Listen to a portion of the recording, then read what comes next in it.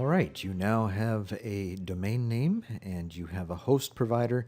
The next step is to get these two talking and communicating together.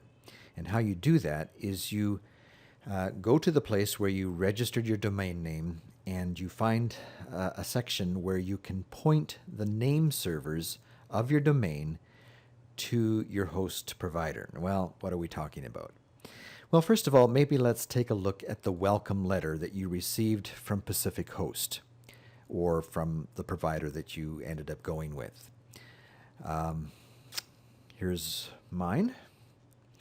And here is a lot of good information about your new account with Pacific Host. It's good to keep this email in a safe place. You might want to make a copy of it, send it to another email address that you use, and put it in a receipts folder, because you'll likely want to refer to this a number of times for various reasons. But one of the things that we're wanting to specifically look at for this tutorial is this section here where it talks about the name servers. And don't necessarily go by what I'm showing here. Your welcome email might be just a little bit different. You might have ended up on a different server than I did. So check and see in your welcome email what they have said your name servers should be. In my case, it's ns13.pacifichost.com and ns14.pacifichost.com. You might just want to take a piece of paper and write that down so you have it handy. When you registered your domain, even if you registered it with Pacific Host, the name servers that would have come with that domain registration by default are probably not the same as what they're telling you to change it to here in the welcome email. So make a note of that, and then go to your account. If it's Pacific Host, log into your account area. When you signed up for your domain name, you probably registered an account with Pacific Host. You should now be able to log into your account and find a client portal like this. And if everything is running normally, you should be able to go over to under Account Overview, look down for the number of domains, and then click on View. And there you should get a list of the domains that you have registered with Pacific Host, and probably just the one. Go over to Manage Domain, click on that, and now you'll be able to change the name servers from the default name servers that you were given when you registered the domain, the name servers that your welcome email has asked you to, so that your domain can work directly with the server that you ended up on. Okay, so let's click on Name Servers to change that. And in the field here under Name Server 1, just highlight whatever's there and change it to what was recommended in your welcome email. In my case, it was ns13.pacifichost.com. And under Name Server 2, I need to change that to ns14.pacifichost. And check the spelling, and oh no, we made a mistake. That should be ns14 under name server 2.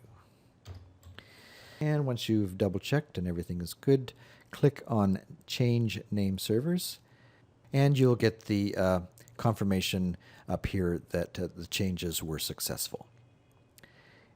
Now that's Pacific Host. If you happen to register your domain with another host like GoDaddy, it's going to be different there.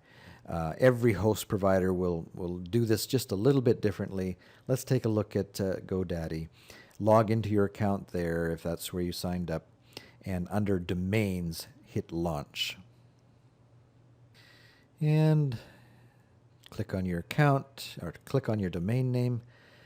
And what you want to do is down here under Name Servers, click on Set Name Servers. And here's where you can make your changes. Again, just highlight what's there and type in your name server that you were provided in your welcome email. Do the same for name server 2. ns14.pacifichost.com and hit OK. Changes have been submitted.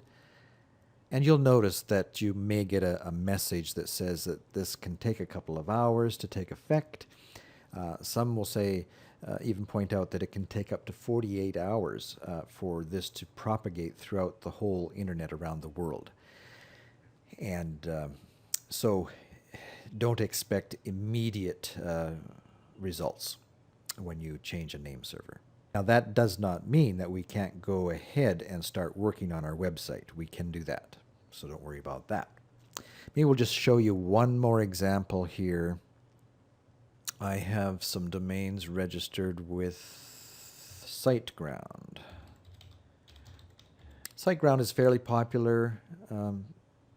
However, just a word of warning, this is one of the places where I had to leave because they throttled me down on the video.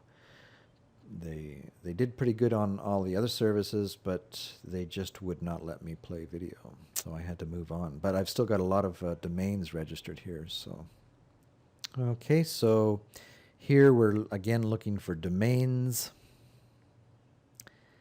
And look for something that may say something like manage your domain. And up here we see the name servers that are currently working with this domain. You can hit change, and like we have done at the other two sites, go ahead and make the changes based on your welcome email recommendations. Okay. So that is how we point our name servers to our host provider.